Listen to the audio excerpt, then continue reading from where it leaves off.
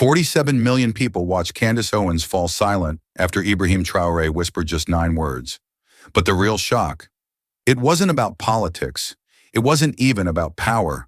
It was about a broken promise to a dying child in a forgotten village.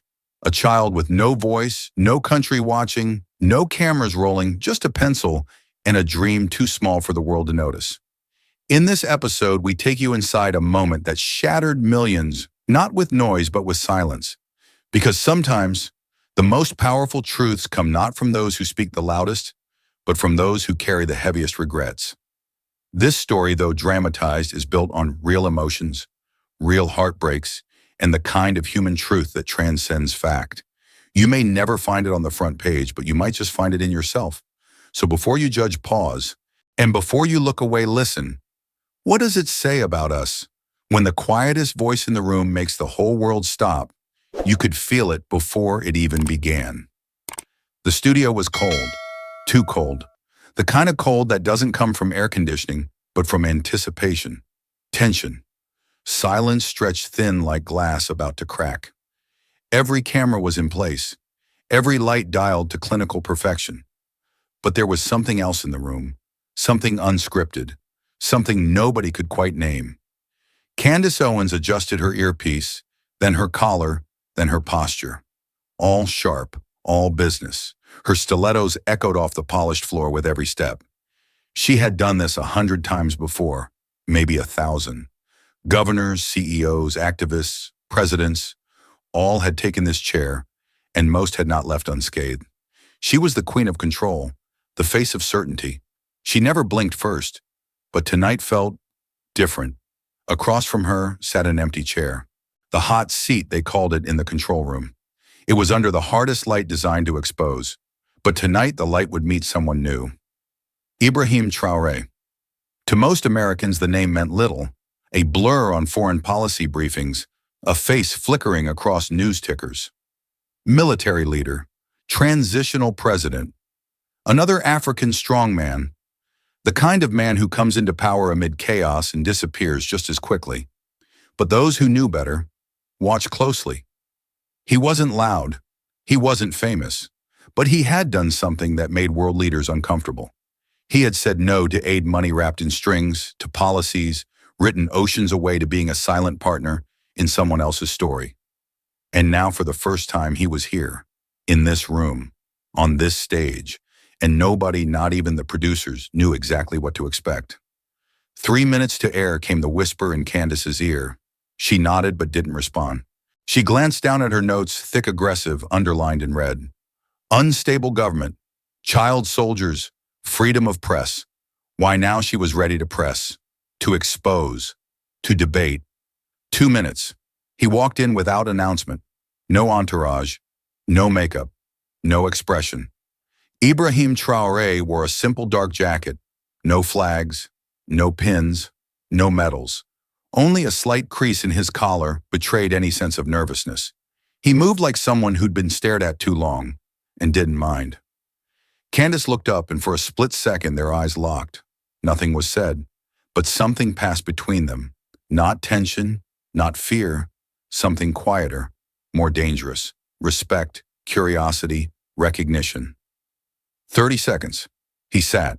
Candace glanced once more at the empty set, the 2 chairs, the dim audience behind the glass. She had a list of questions, but something inside her whispered, he's not here to answer questions. He's here to ask something of you. The producer counted down. In 5, 4, 3, the lights hit. Candace inhaled. Ibrahim didn't move. Across the world, millions watched their screens. A conservative firebrand versus a little-known African president. One known for confrontation, the other cloaked in mystery. What could possibly go wrong, or worse, what could go right? The cameras were rolling. Candace Owens leaned forward, elbows resting lightly on the desk, posture sharp as steel. Her voice was crisp, measured, not angry, not rushed, just confident. The kind of confidence that comes from knowing the terrain and believing you own it. Let's talk facts. She began scanning her notes without looking up. You lead a transitional government, Mr. Traoré, a military one. Some call it revolutionary. Others say it's simply unstable. A country in limbo? No elections, no clear roadmap. Isn't your people's hope just another illusion?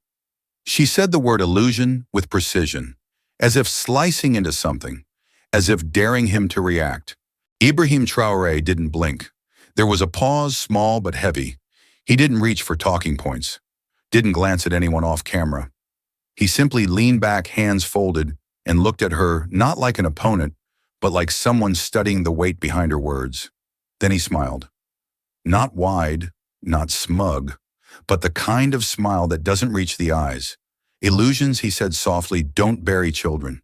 The words floated in the air like smoke, light in sound but dense in meaning. Candace blinked. The room shifted. It wasn't a gasp. Not yet. But something changed. In the control room, the director's hand hovered over the cut button, confused. This wasn't in the flowchart. This wasn't the dance they'd rehearsed. Candace straightened. She was never one to lose tempo. "Excuse me," she asked, her voice a fraction tighter. "Could you repeat that?" Ibrahim didn't raise his voice. He didn't need to. "I said," he repeated gently, "illusions don't bury children. My country is not unstable because it dreams. It is unstable because it has been robbed of the right to dream." Candace froze for just a beat, long enough for anyone paying attention to notice. This wasn't the deflection she expected. No defense of his policies, no justification for power, just a truth.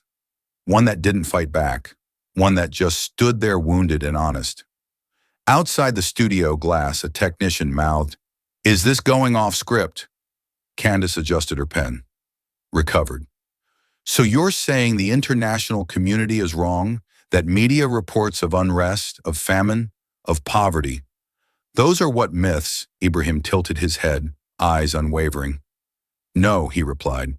"They are real, and they are tragic, but they are not the whole story. My people don't speak in headlines, Miss Owens. They speak in hunger, in walking 10 kilometers for water, in holding on to hope with blistered hands. We don't have the luxury of illusion. We survive on what's left after hope collapses. Silence, the kind that presses into your ears." Candace stared at him. There was no anger in his voice, no politics. He wasn't defending himself. He was remembering. In that moment, it became clear to the audience, and maybe even to her, that this wasn't going to be the interview she had prepared for. This wasn't strategy. This was something else, something human. She looked down at her notes again. The red underlines the capital letters. They suddenly felt distant, like questions meant for someone else. Ibrahim sat still, his hands folded. His eyes didn't challenge. They invited her to see something deeper, invited the world to listen differently. Candace cleared her throat, forcing her voice to stay level while her heartbeat rasped in her earpiece like static. Control, she reminded herself. Control is credibility. She tapped her pen twice on the desk, her discreet reset button, then lifted her chin. "All right, President Traoré," she said, injecting a faint edge. "If your people live beyond headlines, tell us a story the headlines miss." For the first time that night, Ibrahim looked away from her and toward the dead center of the camera, as if addressing someone neither of them could see. "There was a boy," he began, his tone so calm the words almost floated. "His name was Suleimane." Candace's pen stopped tapping. "He was 6 the day I met him," Ibrahim continued. "Dust on his ankles, shirt 3 sizes too small, but his eyes, big eyes, the way children look at the world before they learn to lower them."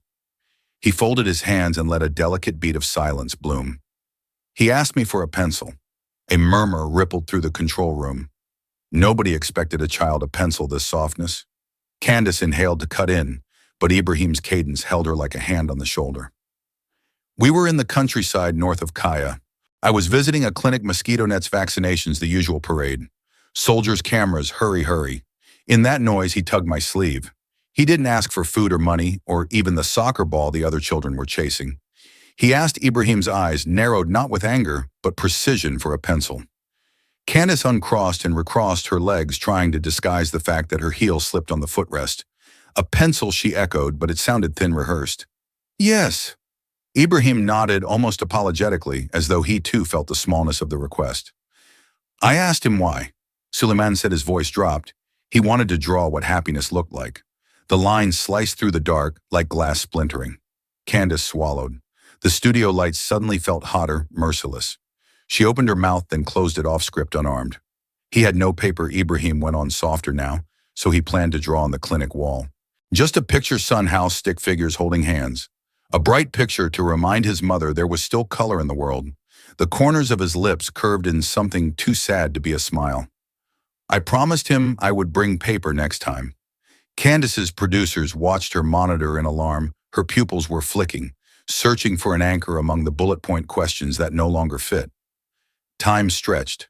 Audiences on countless sofas felt the quiet expand, unsure who they were rooting for, only that something intimate was unfolding, where outrage usually lives. Ibrahim clasped his hands. I returned 2 weeks later. We had the paper, the pencils, even a box of crayons. His chest rose and fell once. But malaria doesn't keep appointments. The clinic director told me we were one day too late. Candace felt the pen slip from her fingers. It clattered against the desk, tiny sound, seismic echo. She usually apologized for nothing, but now she whispered, I'm sorry. The apology surprised her. It sounded like it came from someone standing behind her. Ibrahim inclined his head, a gesture of acceptance, not absolution. We buried him under an acacia tree. His mother asked me to write his name on a wooden stake so no one would forget where her happiness was planted. He exhaled the small breath of a man accustomed to carrying rooms full of silence. I carry the stake in my office still. In the gallery, a producer mouthed, "Cut to commercial," but the director shook his head. Let it breathe. Candace steadied herself, fingers brushing the runaway pen, but she didn't pick it up. Questions about troop movements and election timetables felt grotesque now, like shouting statistics at a funeral. She laced her hands instead, an unintended mirror of Ibrahim, and finally met his gaze not as an adversary, but as a witness. And in that mirrored posture, tiny cracks formed in the glass wall of performance that had always shielded her. The audience could not yet see them, but they could sense the tremor like hairline fractures in ice just before it gives way, knowing something vast and cold was about to break open beneath their feet. Ibrahim Traoré didn't raise his voice. He didn't need to. The room was already his. But instead of answering with power, he began with dust. It was the dry season, he said, his voice low, steady. The heat came down like a curtain, blurring everything. You couldn't tell where the red earth ended and the sky began, only that both burned. He paused as if tasting the memory. That day we arrived in Kaya just past noon. The sun was vertical, merciless, the kind of heat that makes everything feel heavier, especially silence. Candace leaned in. Her pen was still lying untouched on the desk. There was a mobile clinic operating from an old church, half tin roof, half canvas. No walls, just bodies moving through light. Mothers holding feverish infants. Children waiting barefoot in long lines. And soldiers, my soldiers, standing tall, looking lost. He looked away from the camera, then back again, anchored now, not in the present, but in that scorched afternoon. I remember thinking it was just another routine visit. Shake hands, smile for the drone cameras, thank the volunteers. I was younger then, sharper maybe, but also blind in the ways young leaders often are. He let the sentence settle. Then I saw him. Suleimani. The name floated like dust settling on water. He was small, too small. Bones where there should have been cheeks. Ankles coated in dust so fine it looked like paint. His shirt was an old campaign t-shirt, mine actually. My name was barely visible across his chest, faded and crooked. But what struck me wasn't the shirt. It was his eyes. Ibrahim's tone changed almost imperceptibly. Softer, slower. They weren't pleading, or scared, or even curious. They were dreaming. That's the only word I have. Dreaming like he was building something in his mind while the world collapsed around him. He clasped his hands together on the table. He didn't run to me. He didn't cheer. He just waited. Until I passed close enough, and then he said quietly, "Monsieur, avez-vous un crayon?" Do you have a pencil? A pencil? Not food, not water, not a photo, not a hug. A pencil. Ibrahim smiled faintly, but the sadness in it was almost too much to look at. I asked him why, and he said without blinking, "I want to draw what happiness looks like." The room didn't move. Candace didn't speak, and then he added, Ibrahim continued, his voice barely more than a whisper. I want to draw it so I don't forget what it looks like. No one wrote that down in any official report. No camera caught it. No headline carried it. But Ibrahim never forgot. He shifted slightly as if the memory carried weight in his shoulders. I was told to keep moving. We had to schedule a photo op, a convoy to secure. But I knelt down. I looked him in the eye. And I said, next time I'll bring you a whole box. He took a short breath. He beamed. The kind of smile that makes you wonder if heaven might exist after all. And then he did something strange. He took a broken tile, just a shard of roof from the church floor, and began drawing in the dirt.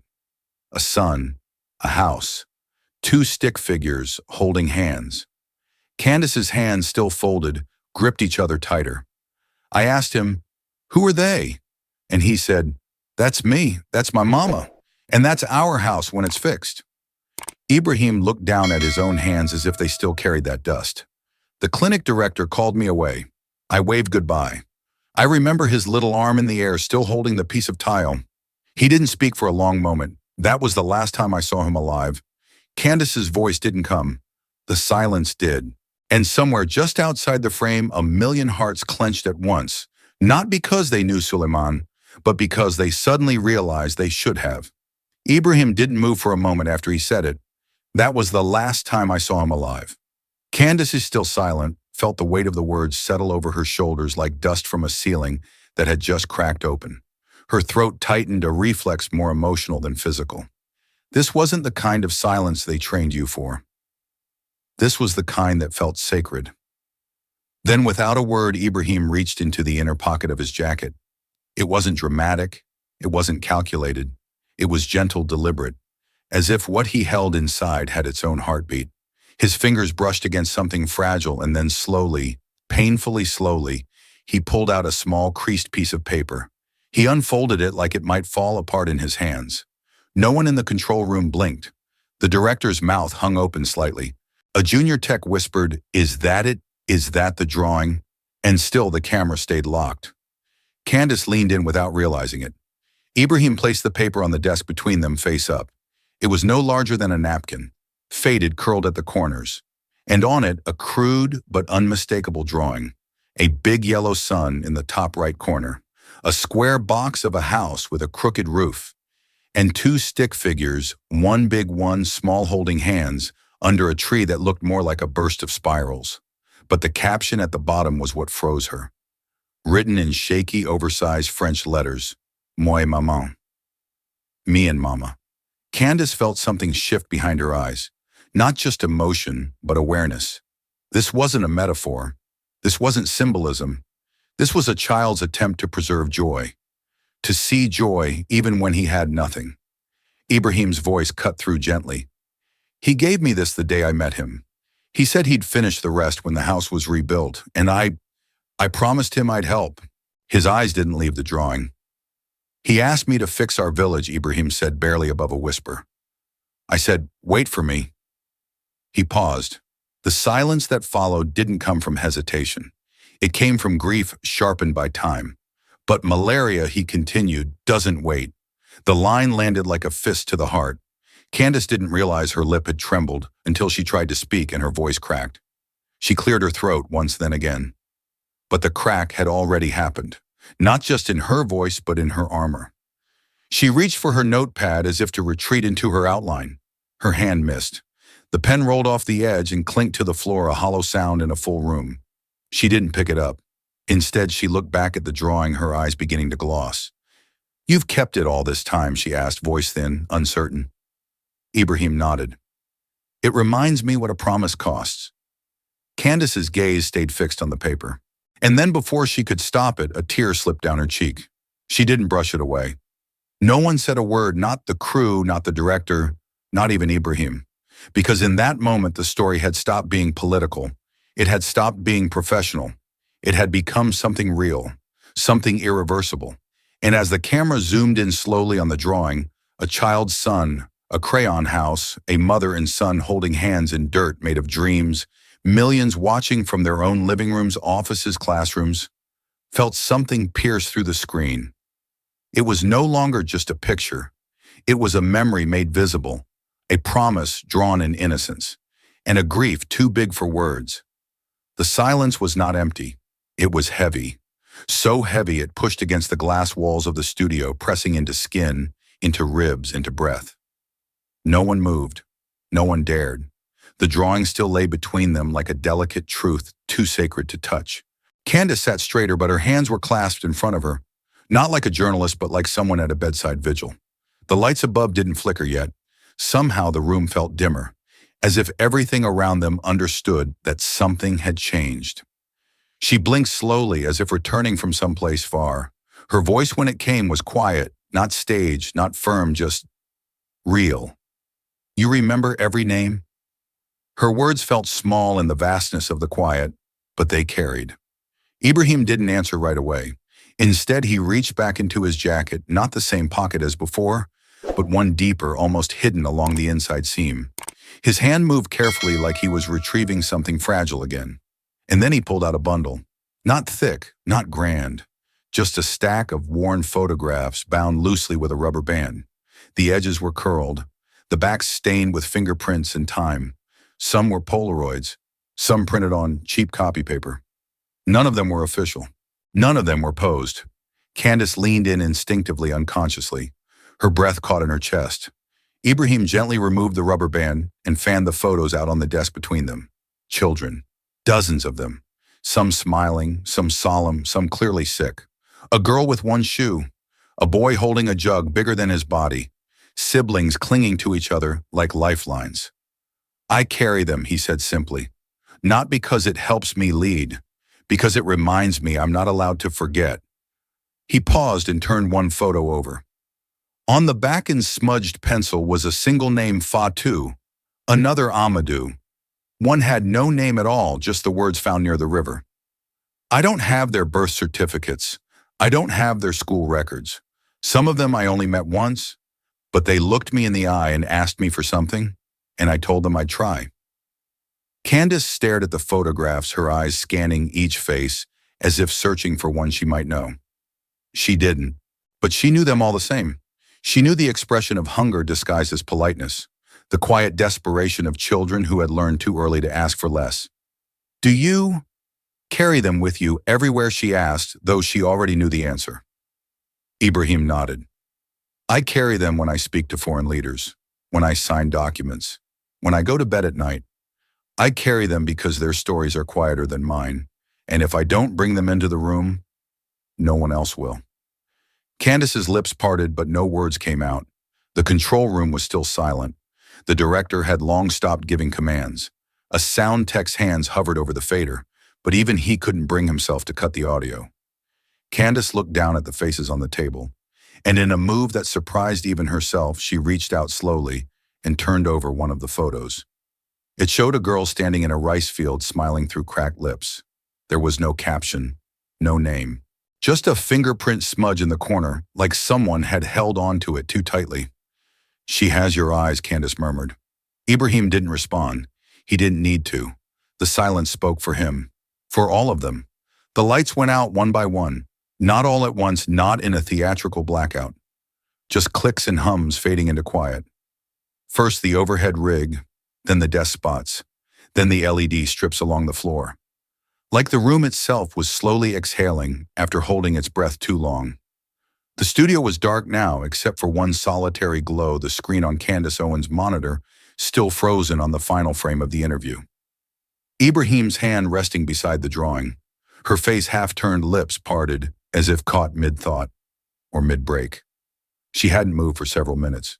Producers had trickled out silently. No debrief, no small talk, no recap. No one offered her a water bottle or a post-show smile. The usual ritual headset off makeup touch-up, post-recording banter, had evaporated into a silence too big to fill. Candace sat alone at the desk, back straight but only out of habit. Her arms rested limply by her sides. Her pen, the one she had dropped earlier, still lay forgotten on the floor. In all her years broadcasting, she had never experienced an exit like this. No applause, no feedback, just echoes, and something in her chest she couldn't name. It wasn't shame. It wasn't regret. It wasn't pride either. It was weight, the weight of something real. She looked down at the table. The photos were gone, gathered quietly by Ibrahim before he left along with the drawing. He hadn't shaken her hand. He hadn't said goodbye. He had only nodded once gently, as if acknowledging something neither of them had the vocabulary for. The room was colder now, or maybe that was just her skin finally noticing things again. She finally stood. Her heels clicked softly against the studio floor as she walked past the empty guest chair.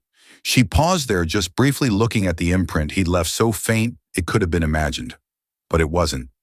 In the hallway outside the studio, the world felt wrong. Technicians whispered but avoided eye contact. Her assistant handed her a coat, hesitated, then didn't say a word. That silence again. She made her way to her dressing room, turned the knob, slowly stepped in. Dim light, faint smell of hairspray and electronics, and on the vanity counter an envelope. Plain white, no stamp, no logo, just her name, Candace, handwritten in small tight print. She frowned, picked it up.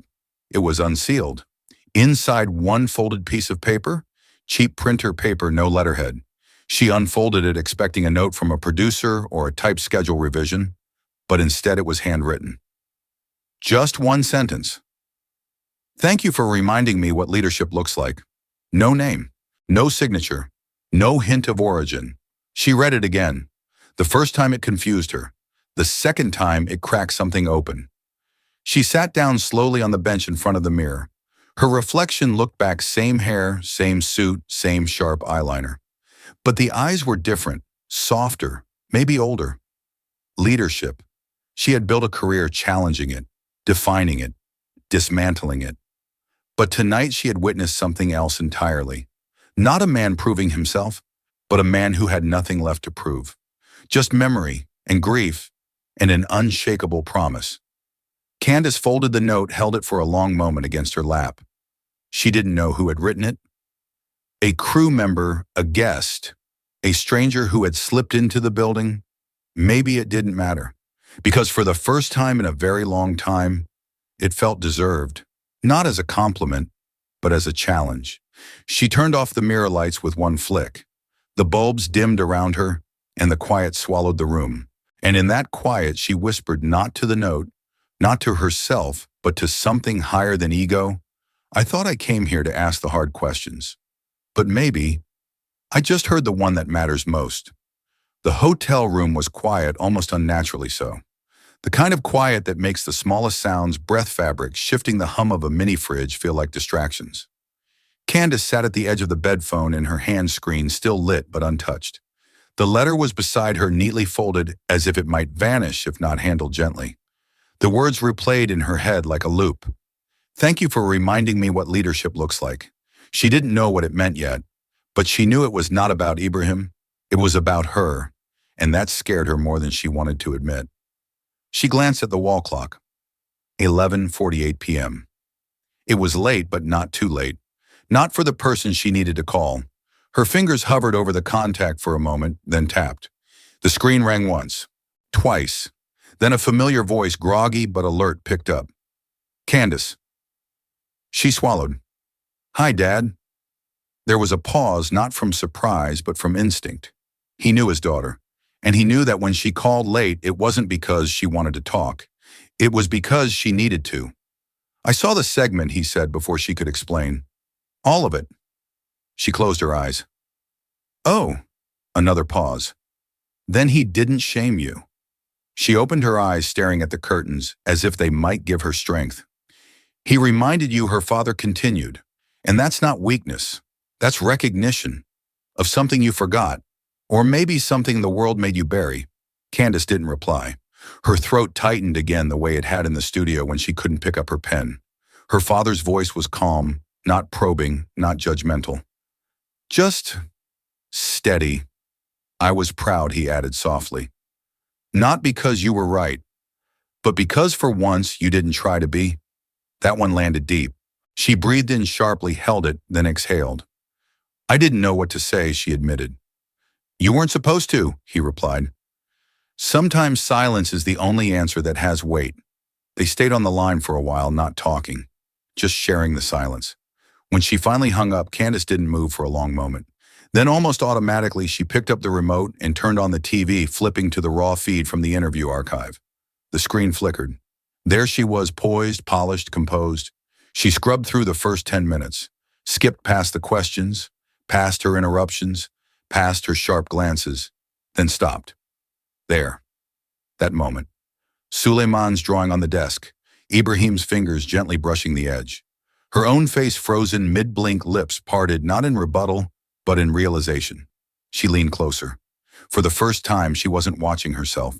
She wasn't measuring tone, posture, delivery. She wasn't editing in her head. She was watching him. Not Ibrahim. The boy. The boy in the drawing. His smile, his house, his son. It wasn't skillfully done. The lines were clumsy, the colors faded, but it was clear. It was honest. And somehow it had survived everything: poverty, disease, war, distance, and made it here. To a desk in America, to her. Candace stared at it for a long time, and for the first time in her career, she didn't see a segment. She saw a story she was now a part of, and she didn't want to walk away. The morning sun had barely begun to cut through the hotel blinds, but Candace had been awake for hours. Sleep had come in fragments, light flickering and uneasy. Not restless because of stress, but because her mind wouldn't stop circling a single question.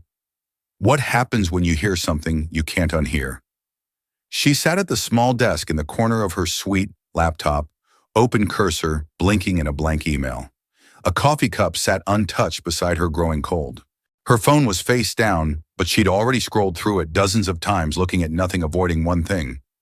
Then finally she flipped it over and searched the name she had written down on the back of a receipt hours earlier, Books Before Bombs Foundation. She remembered the name vaguely from a previous interview with a diplomat. At the time, she'd barely paid attention, just another nonprofit trying to fix the world with PowerPoints and promises. But now the name sounded different. Urgent, necessary. She tapped the number. It rang twice before a voice picked up, cheerful but clearly over-caffeinated. "This is Ava with Books Before Bombs. How can I help you?" Candace hesitated. Not because she was unsure, but because it felt surreal to speak the words out loud. "My name is Candace Owens," she said, steady. "I'd like to speak to someone about funding a school."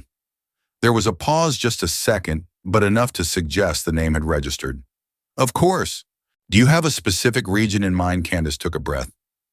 "Burkina Faso." Another pause. Longer this time. "Okay. That's not a usual request for us. May I ask for whom exactly?" Candace stared out the window. The city outside was just waking up, but somewhere far beyond this skyline, red dust was already rising beneath the feet of children walking to nowhere. "For a boy," she whispered, her voice soft but firm. "A boy named Suleiman." The name felt different when she said it aloud, like it became real in a new way. Not just a drawing, not just a symbol, a person, a child who once waited under a blistering sun with a broken tile in his hand and hope in his pocket. The voice on the other end cleared her throat gently. "Was he someone you knew?" Candace hesitated. "No, not really." She stared at her reflection in the dark screen of her laptop. "But someone who loved him very much, told the world his story." There was no follow-up question, just silence. "And then we'll send over our intake forms and connect you with our field director in West Africa. You'll hear from us within the hour." Candace exhaled long and low. "Thank you." She hung up and sat still. She hadn't written a press release. She hadn't called her publicist. She hadn't told her team. This wasn't for headlines. This wasn't for clicks. This was something else. It was a hand reaching across silence, across time, across grief, a bridge between a promise broken and a promise kept. She closed her laptop and picked up the receipt again. The back was smudged now, but the letters were still legible: Suleiman. She folded it carefully and tucked it into her wallet behind her ID. Then she stood, and for the first time in a long time, she didn't feel like a voice on television. She felt like a person doing the only thing she could do. Start small, start quiet, but start. The plane dipped beneath a blazing shard of sky, and Candace felt her stomach catch as the brown horizon of Burkina Faso spread out beneath the wings like an ocean of rust. From above, Ouagadougou looked less like a city and more like a vast, breathing lung of earth roads etched in ochre tin roofs blinking back the sun patches of scrub that refused to die. There were no flashing press cameras waiting below, no stream of assistants rehearsing quotes, no reporters angling for sound bites. Just heat, and the hush that comes with arriving somewhere nobody thinks you belong. She stepped onto the tarmac with her carry-on slung over one shoulder, hair pulled back in a practical knot, sunglasses already fogging from the sudden wall of dry air. A single ground crewman guided her across the concrete toward the modest terminal, and in that short walk she felt layers of her television persona peel off one bead of sweat at a time. No one recognized her. No one cared. The anonymity felt strange, like walking barefoot after years in heels, awkward at first, then quietly liberating. Inside, two ceiling fans churned the baked air. Their blades clicked in a lazy rhythm that sounded almost sarcastic against the chaos of arriving passengers. Candace cleared customs, collected a small suitcase, and pushed through the exit where in any other country a press scrum might have waited. Here there was only a parking lot half paved and half dust lined with battered taxis the color of faded lemons. Her fixer Toussaint, recommended by the NGO, raised a hand in greeting. He was lean, sun-creased, wearing scuffed desert boots and a grin that looked permanent. No clipboard, no business card, just an easy warmth that belonged to people who live more outside than in. The drive into the city unfolded like a slideshow in slow motion. Motorbikes weaving around donkey carts, market stalls draped in tarps. The color of bruised mangoes, billboards sun-bleached into ghosts of whatever message they once screamed. At every red light, though red was generous, most bulbs were burned out. Children in plastic sandals hustled between cars selling water sachets, peanuts, phone credit. Their backpacks, when they had them, sagged and frayed, the zippers hanging like loose teeth. One boy no taller than the hood of the SUV tapped her window holding up a handful of pens tied together with twine. Candace's pulse kicked. For a second she saw Suleiman's hand instead, open and hopeful. She fumbled for coins, but the light changed and the car lurched forward, dust swallowing the boy's figure in the rear view. Ouagadougou traffic wasn't a roar so much as a constant grinding murmur. Engines coughing, vendors calling radios, blaring snippets of Coupé décalé that cut through the heat like confetti. Yet beneath it all, Candace sensed another frequency, a softer one, the collective endurance of people too busy surviving to bother with complaint. She pressed her palm to the window. It came away powdered red. Toussaint glanced at her. "First time here?" She nodded. "City looks tired," he said, rolling one hand, as if sculpting the sentence in the air. "But it's alive. You'll see." They veered off the main artery onto a side street where pavement surrendered to hard-packed clay. Children played soccer with a tape-wrapped bundle of rags. Each kick lifted a little cloud that shimmered before settling on their bare shins. One girl wore a bright pink backpack shredded at the bottom. Every step scattered chalk stubs onto the road, but she didn't slow to pick them up. Candace watched, mesmerized. In New York, a dropped AirPod could stall a subway. Here they dropped dreams like breadcrumbs and kept running. At a checkpoint manned by two soldiers in camouflage gone gray with dust, Toussaint handed over paperwork. Candace caught the edge of a photograph clipped to the form Ibrahim Traoré, shaking hands with elders in some rural hamlet, sun glaring off his forehead. The soldier returned the papers, nodded respectfully, and waved them through. Even on a laminated sheet, the president's presence carried weight. They reached a small guest house on the outskirts, stucco walls the color of dried blood, bougainvillea spilling over a corrugated fence. The courtyard smelled of charcoal and jasmine. No bellhop appeared. Toussaint hoisted her suitcase himself. A gecko darted across the threshold, vanishing into a crack. Inside, the lobby was dim, cooled only by shadows. A receptionist slid a ledger forward for her signature. As she bent to sign, a single bead of sweat dropped from her brow onto the page, blooming into the paper like ink. Key in hand, Candace climbed a narrow stairwell to a room that overlooked a dusty soccer pitch. From the balcony, she watched twilight fall, not the pink-gold fanfare of postcards, but a muted bruising of the sky, as if night were reluctant to bleed in. Whistles blew, calling children home. Their laughter floated up bright sparks against the settling dark. She noticed one tiny figure lagging behind backpack, hanging by one strap, kicking at the dirt. Just a silhouette, yet he held the entire weight of her journey. No cameras, no studio lights, only the sound of cicadas starting their chorus and the distant thump of a generator sputtering to life. Candace exhaled long and slow. The promise she carried felt heavier here, real as the red earth under her shoes. Tomorrow she would head north toward Kaya, following Ibrahim's footsteps, following a boy's unfinished drawing. But tonight in this city that pulsed with quiet resilience, she let the silence settle over her like a vow. And in that hush, she understood some stories begin the moment you land, not with applause, but with the echo of dreams left waiting in the dust. The next morning began without ceremony. No wake-up call, no itinerary, no press schedule. Just the sharp cry of a rooster somewhere behind the guest house and the low thud of a broom sweeping dust from a concrete floor. Candace dressed quietly, pulling on neutral clothes and tying her hair back in a low knot, practical and out of place. Her boots, new and foreign, already bore a coat of red dust from the night before. Toussaint met her at dawn, idling beside a beat-up four-wheel drive with one cracked headlight and stickers in French peeling from the dashboard. In the back seat sat a third figure, a woman in her early 50s with warm eyes and a face deeply creased by sun and time. She wore a patterned head wrap and held a notebook in her lap, already half full of names and scribbled translations. "This is Fatima Toussaint," explained. "She's from the region, speaks local dialects, knows the roads better than Google Maps." Fatima smiled and nodded. "I will help you find the boy," she said gently, "if he is still there." They drove north for hours, the paved roads thinning into gravel, then to dirt, then to something less than either, just a path worn by memory and feet. Along the way, the scenery flattened into sparse trees, clay-colored fields, and compounds that rose and fell, with no signs, no markers. Only the rhythm of life gave them shape, women pounding, millet in rhythm, children chasing goats through thorny scrub smoke rising in narrow threads from open cook fires. Candace watched it all through the window, not as a tourist, but as someone chasing something too real to photograph. Her stomach turned every time she saw a boy in a faded shirt or a girl carrying a jerry can, bigger than herself.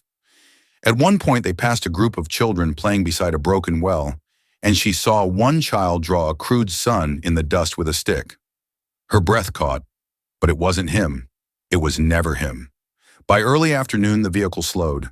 Fatima leaned forward and pointed through the windshield. "There," she said softly. "That's where they said he lived." Candace followed her gaze. A small cluster of homes stood in a semicircle constructed from mud bricks and roofed with rusted tin or woven straw. A tree stood at the center, acacia or baobab, it was hard to tell, but its shade was the only relief from the relentless sun. Chickens clucked along the edges of the compound and smoke curled from a low fire outside one of the homes. They stopped. No one came to greet them. Candace stepped out of the vehicle, her boots landing in soft, fine dust that rose around her ankles. The heat pressed down like a hand on her shoulders. For a moment, she simply stood there, unsure which direction to walk. Then she saw her. A woman in a faded blue dress sat near the doorway of the nearest house, peeling mangoes with a small knife. Her movements were slow, methodical, not hurried. The kind of rhythm that comes from having repeated the act more times than memory can count. Her head was bent, eyes on the fruit. Fatima nodded subtly. "That's her. The mother." Candace's throat tightened. Her heart pounded, not from fear, but from the strange guilt of walking into someone's grief uninvited. She approached slowly, each step sinking slightly into the dust. When she was close enough to cast a shadow over the mangoes, the woman looked up. Her eyes met Candace's, dark, quiet, full of something immeasurable. Candace opened her mouth, then closed it, then finally whispered, "Are you?" "What?" The woman stared for a heartbeat longer, then slowly nodded. "I'm looking for your son, Candace," said voice trembling. "Suleimane." Awa froze. The knife in her hand stopped mid-peel. The air around them thickened as if the earth itself had paused. Her lips parted, barely a breath escaping. "You knew my boy?" she asked, not accusatory, only stunned. Candace shook her head slowly. "No," she whispered. "But someone who loved him very much told the world his story." And just like that, the silence of the village deepened, not as emptiness, but as invitation. A story long buried had just been called by name. For a long second, Awa didn't move. The knife still hovered above the half-peeled mango in her palm juice, slipping between her fingers, untouched by the sun or the dust or time itself. Her eyes searched Candace's face not with suspicion, but with something far more painful hope that didn't dare stand up straight. The kind that had been folded away year after year, because pulling it out meant risking the heart all over again. "You knew my son?" she asked again, softer now, almost a whisper. Candace felt her chest tighten. Her hands were at her sides, empty, unsure of where to go. She wanted to say everything at once, the interview, the drawing Ibrahim's voice when he said, "I carry them," but all of that felt clumsy in the presence of this woman, this mother. "No," she said gently, not personally. Her voice wavered, but didn't break. "But someone who loved him very much, told the world his story." Awa stared, then blinked once, and then the knife slipped from her hand and landed softly in the dirt beside her stool. She stood up slowly, movement not rushed, not hesitant, just final. The way one stands when they've heard something that brings back the gravity of everything. Her eyes filled with something ancient. Not tears, not quite. Just memory coming alive again, blood warm and unfinished. And then without a word, she stepped forward and wrapped her arms around Candace. It wasn't dramatic. It wasn't stage. It was quiet, complete. Two women, one who had carried a life and one who had carried his name now, held each other in the shade of a cracked doorway in a village the world never looked twice at. And for that moment, there were no languages, no cameras, no explanations. Just the weight of loss finally having a place to rest. Candace closed her eyes. Her arms found their way around Awa's back, unsure at first, then sure enough. She could feel the tension in the woman's frame, the years of silence pressed into her spine. She smelled mango charcoal sun, but underneath all that was something deeper. The smell of a mother who had waited too long to hear her son's name spoken by someone else. When they finally pulled apart, Awa's hands lingered on Candace's shoulders. "You came far," she said, her voice husky for a boy you didn't know. Candace shook her head. "He changed everything. And I think maybe I came because I couldn't not come." Awa nodded slowly, her eyes glistening. "Then come inside," she said. "I'll show you where he used to draw." Candace followed her into the low doorway, ducking under a cloth curtain that fluttered in the dry wind. And as she stepped into the cool darkness of the home where Suleiman had once lived, she realized she wasn't here to document the past. She was here to carry it forward. The drive back from the village unfolded under a sky the color of hammered copper. Candace sat in silence beside Toussaint, replaying the afternoon in fragments, the soft crunch of mango peel as Awa's knife fell, the hush that followed Suleiman's name, the cool clay walls inside that held more stories than any archive. She had expected grief. She hadn't expected belonging. When the truck finally rattled into the courtyard of the guest house, dusk was sliding across the horizon like an eyelid. Fatima waved and promised to return at first light. Toussaint lingered long enough to make sure Candace's key turned before he disappeared into the gloaming. Her room smelled faintly of dust and jasmine, the same mixture that had greeted her the night before. But tonight it felt different, less foreign, more deliberate, as though the air itself had been waiting. She slipped off her boots, stretched the ache from her shoulders, and flicked on the desk lamp. That's when she saw it, a plain cream-colored envelope pushed halfway under the door edges, dust-stained as if the ground had claimed it first. No name on the front, no stamp, just the faint imprint of a thumb along the seal. Candace knelt and picked it up. The paper was warm, as though it had its own pulse.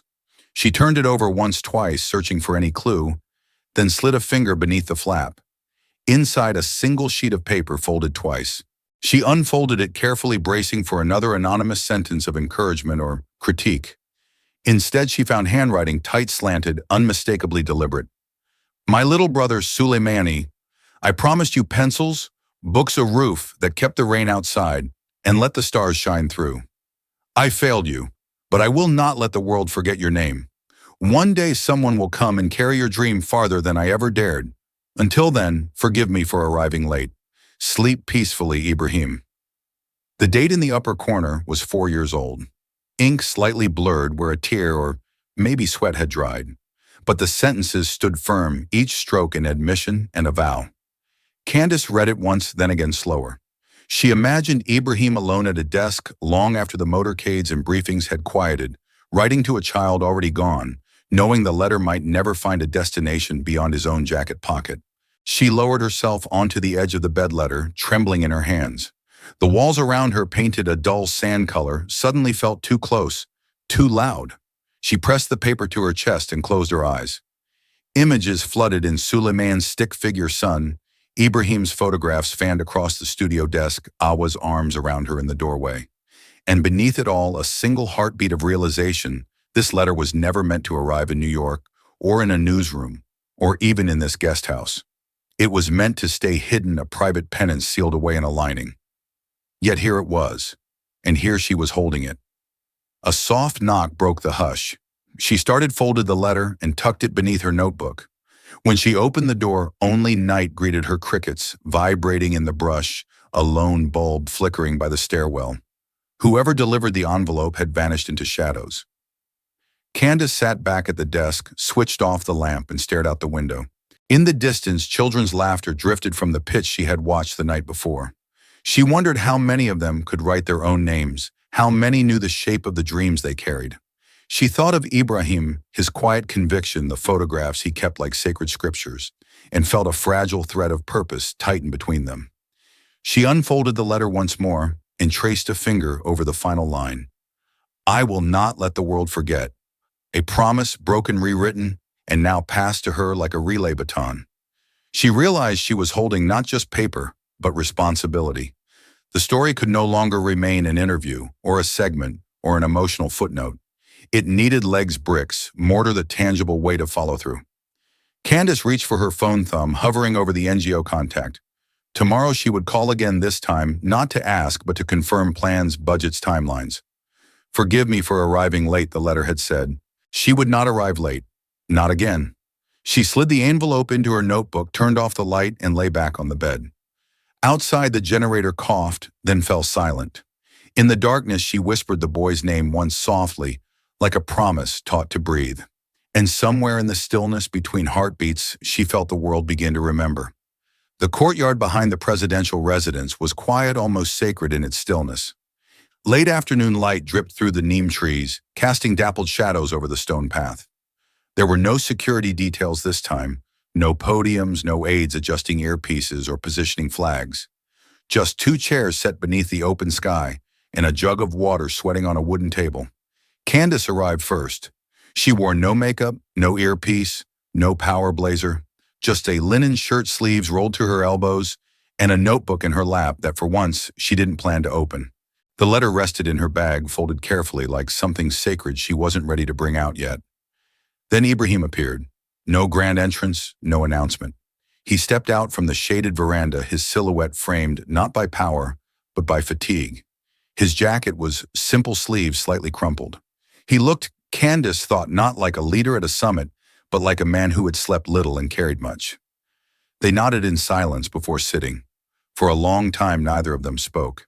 The air between them held the kind of weight that asked not to be interrupted too soon. Finally, it was Candace who broke the stillness. I found the letter, she said quietly. He didn't flinch. Instead, he leaned forward, resting his elbows on his knees. I wondered where it had gone. Candace hesitated, then added, I read it. All of it.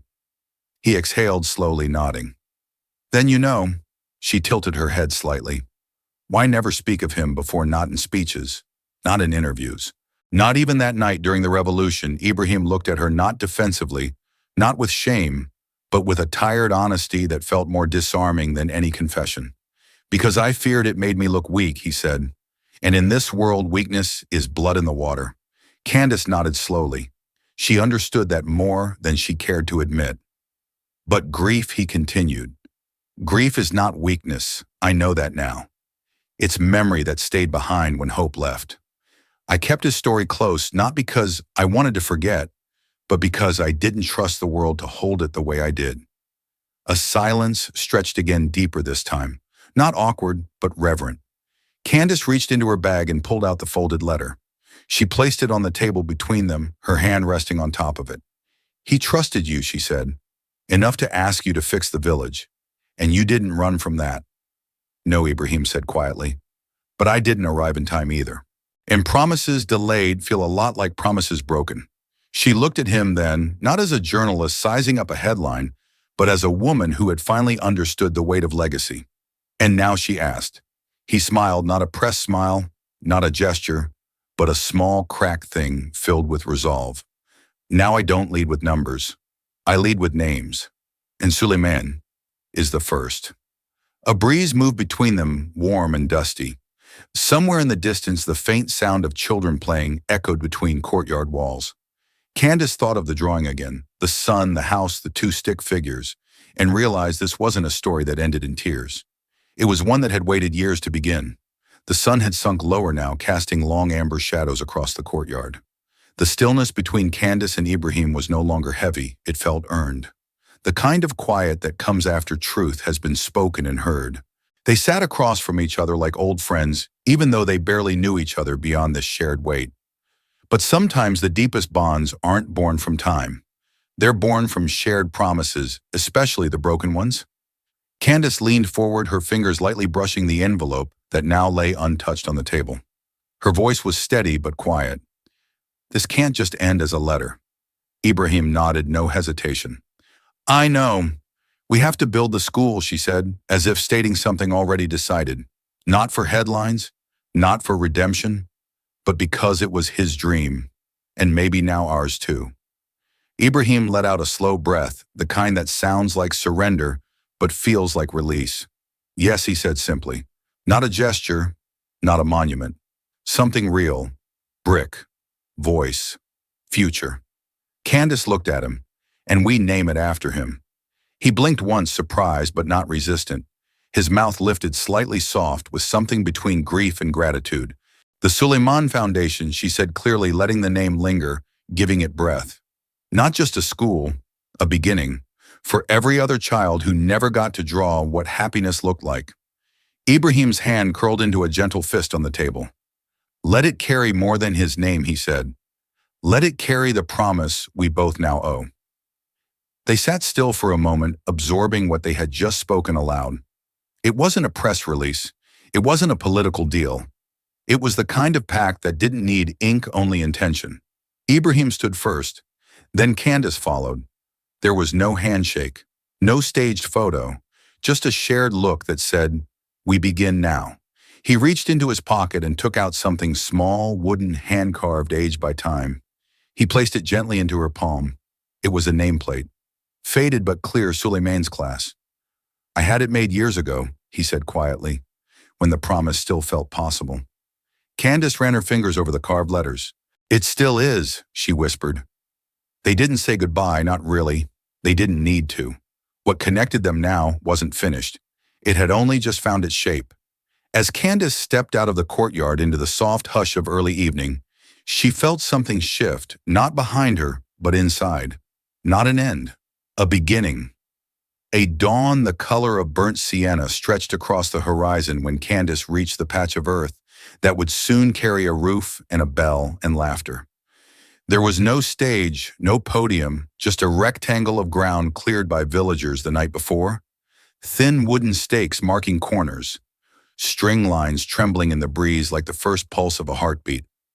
A handful of children gathered at a distance, curious but shy, their sandals scuffing faint half-moons in the powdery soil. Off to one side, a single hand-painted sign leaned against a pile of bricks. Future home of the Suleiman Foundation School. Candace set her phone on a small tripod, angling the lens to capture both herself and the scarred orange earth behind her. She had gone live countless times, but the usual nerves, the rush of lighting checks and teleprompter scrolls were gone. What remained was steady, almost reverent focus. A red live dot bloomed on her screen. Within 15 seconds, the viewer count climbed into 5 digits, then 6. Across oceans and time zones, her audience leaned in, expecting commentary, expecting confrontation, expecting Candace Owens as they had always known her. She began without greeting, voice low but clear. If you've followed this story, she said, you know the name Suleiman. You know the promise that arrived too late. She gestured to the chalky ground behind her. Wind carried a swirl of dust across the frame, briefly veiling the sight in gold haze. This is where that promise gets another chance to arrive on time. Drone noise, none. Boom mics, none. Just her phone mic picking up the hush of morning and the far-off bleat of goats. She lifted the wooden nameplate Ibrahim had given her, the letters Suleiman's class smoothed by years of waiting. The camera zoomed as she held it close. He carved this when the dream was still a whisper, she said. Today it speaks. Chat comments flooded the screen, heart emojis. Prayer hands, questions in 3 languages, but Candace didn't glance at them yet. She crouched, pressed the nameplate upright into a mound of fresh-turned earth, and wiped the dust from her palms. I've spent my career chasing stories, she continued, standing. But sometimes a story chases you, grabs you by the throat, and refuses to become content. Her gaze locked on the lens, unflinching. This isn't a segment anymore. This is a legacy. Behind her, 2 boys in threadbare shirts started kicking a homemade soccer ball back and forth across the future hallway of the school. A girl giggled at every puff of dust the ball raised, sunlight catching in her hair like sparks. Candace stepped aside so the viewers could see them. They don't know the word viral, she said, voice softening. They just know today feels different, like the ground itself is paying attention. She walked the perimeter as the stream rolled, pointing out where classrooms would stand, where a well would be dug, where a small library with more books than the entire district owns right now would rise. Sweat coated her brow, but she let it shine. Authenticity needed no powder. The budget is set, the land is donated, and the first bricks arrived this afternoon, she reported. We still need desks, computers, mosquito nets. But money isn't the miracle. Commitment is. Her viewer count spiked past $400,000. Donations links pinged in the chat faster than moderators could pin them. She finally looked at comments. How do we help? Tell us where to send supplies. My company will fund the library wing. Tears stung her eyes, but she kept her voice steady.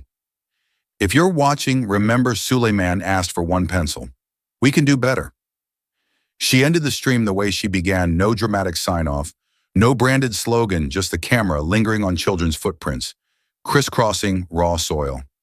A silent promise pressed into dust.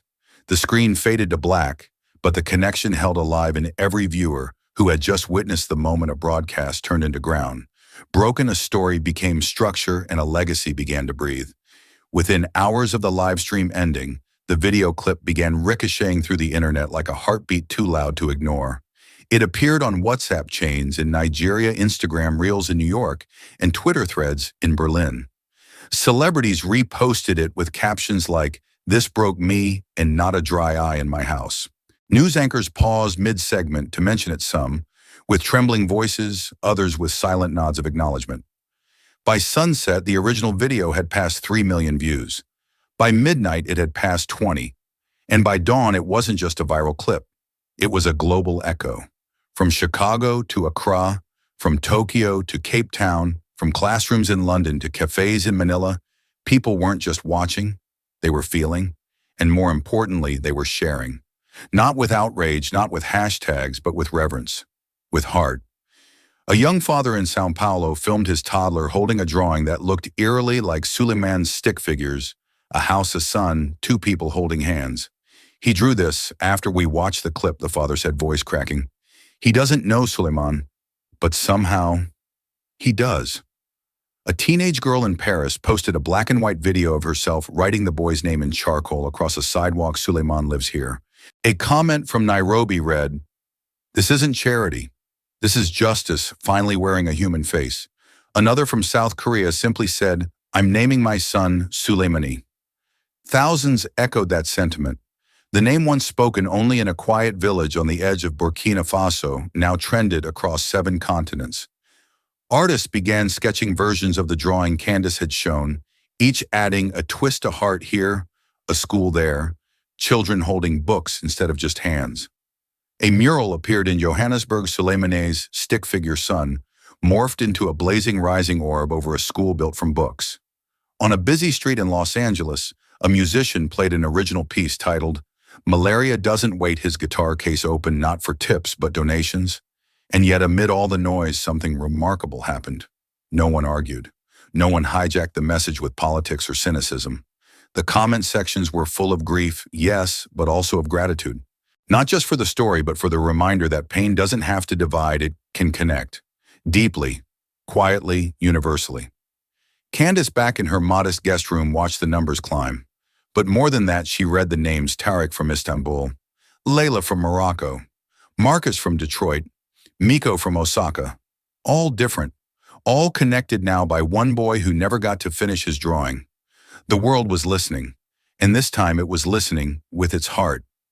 The heat that morning was gentler, as if the sun too had come to witness something sacred.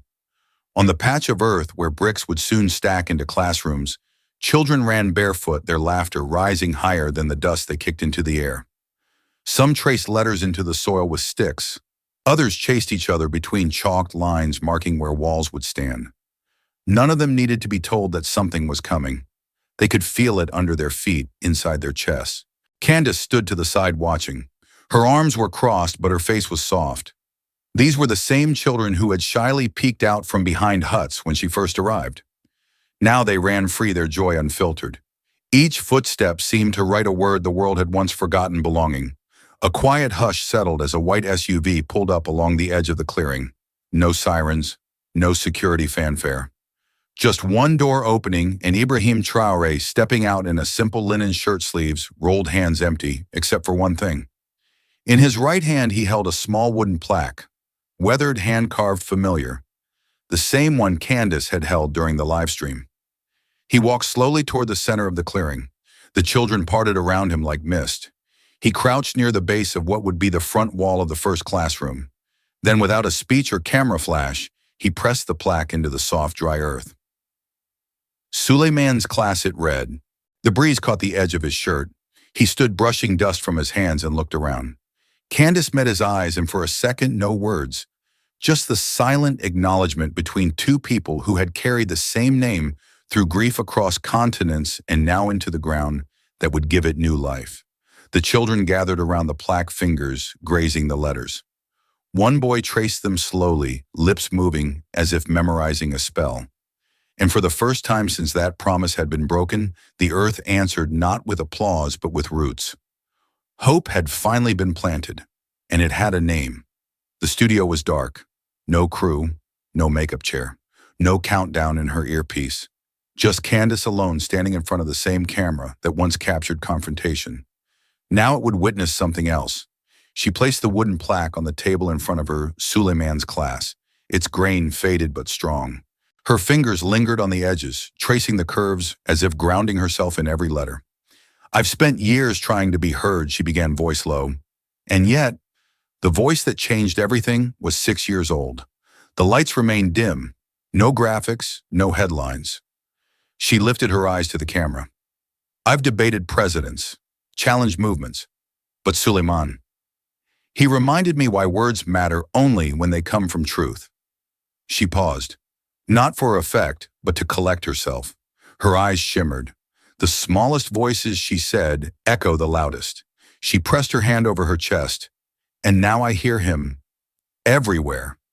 Candace sat down, not as a host, not as a commentator, but simply as a woman changed. If this story touched you, she said softly, don't scroll past. Don't just like it. Share it. Speak his name. She glanced down at a note in her hand, not printed but scribbled. A message from one of the school children.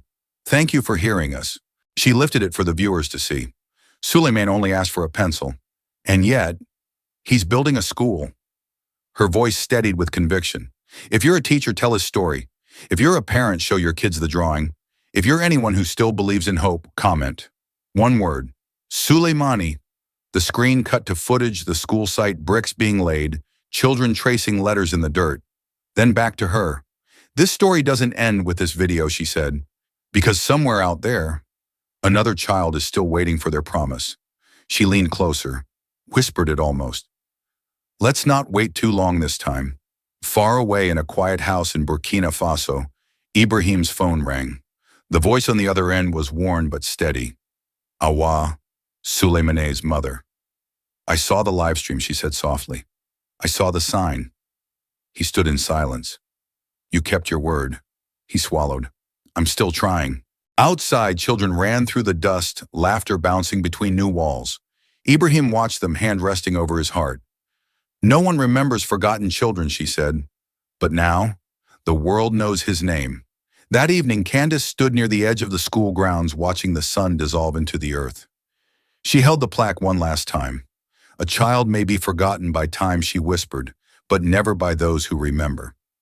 She looked over at the children chasing light, and for the first time in a long time, she didn't feel like she was reporting the news. She felt like she was becoming part of a story worth telling forever. Sometimes the loudest truths come from the quietest voices. This story wasn't about politics or power, it was about a child of promise and the courage to remember. It reminded us that real leadership is not about control, but compassion. That healing often begins where pride ends. We don't need to save the world overnight. Sometimes we just need to keep one promise. And in doing so, we honor every voice the world once ignored. What's one forgotten voice in your life that still deserves to be heard? If this story touched, you don't let it stop here. Like, share, and subscribe to Captain of Truth, where every voice matters and every story echoes far beyond the screen. This story is a fictionalized and dramatized narrative created for educational, inspirational, and storytelling purposes.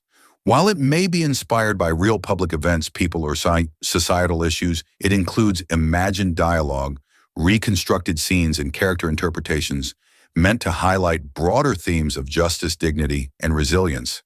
Any resemblance to actual events or individuals beyond public knowledge is purely coincidental. We do not intend to defame, mislead, or harm, but to invite reflection and meaningful conversation. Thank you for watching Captain of Truth.